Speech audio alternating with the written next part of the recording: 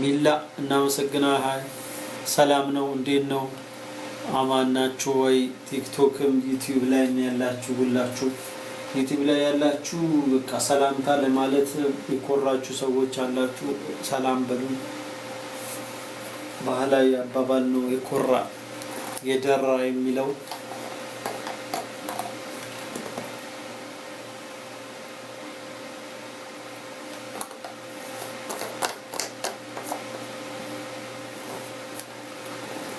ጥያቄ በሽያጩ ዙሪያ ደግሞ በጣም እንዴ ለኔ ነው ይሄ ሁሉ ሮዝ በስማ ሪካርድ ሰበርኩ ለመጀመሪያ ትላለ። አመሰግናለሁ እውነት ረሙቀኝ ቴንክ ዩ